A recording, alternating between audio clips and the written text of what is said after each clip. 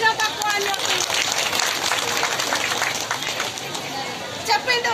మళ్ళీ ఇప్పుడు మూటలు కడతలేమా, ముట్లు కడతలేమా, లేక అన్నమాట తప్పిన అంగన్వాడీ టీచర్లమా? కాదు. ఒక్క విషయం గుర్తుపెట్టుకోవాలి, అనుకున్న ప్రభుత్వము మొన్న జూపల్లి వచ్చిండు. నాయకులందరూ మేము సెక్టార్ జిల్లాకు 10 మందిని అడిగితే లేదు, ముఖ్యంగా మనకు చాలా దళితులు ఎవరైనా ఉన్నారు అంటే ముఖ్యంగా పోలీసులే ఉన్నారు. ఈరోజు ఉదయం 8 గంటలకల్లా మా ఇంటికాడికి వచ్చి బండి ఆపిండ్రు.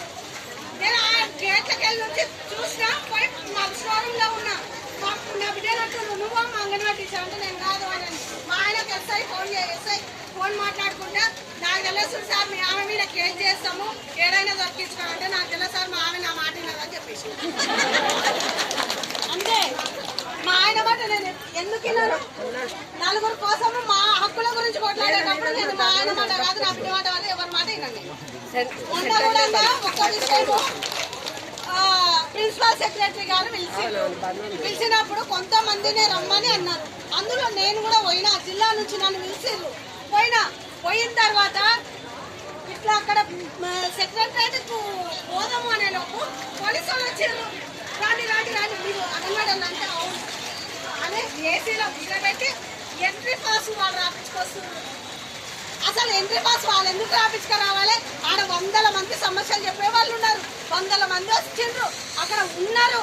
కానీ వాళ్ళ కూడా పోలీసు వాళ్ళు లేరు, భయపడి ఉన్నారు. సరేలే అన్నాం, అడుగు పెడితే వాళ్ళే ఉండాలి, అడుగు తీస్తే వాళ్ళే.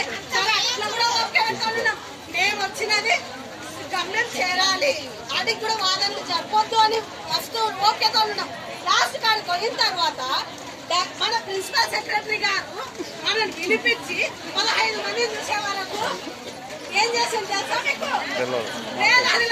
హైదరాబాద్ పోయింది. మనం పోతాం మనమని అమ్మ పిలిచి చర్చకు పిలిచింది నువ్వు, రమ్మని చెప్పింది నువ్వు, దొంగతనంగా ఆపేస్తున్నది నువ్వు, అవునా కదా?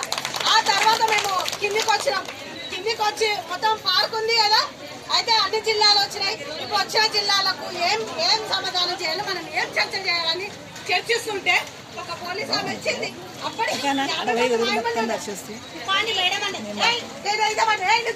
నువ్వు ఎందుకు చేస్తున్నావు? మేము వచ్చినామా? మీరు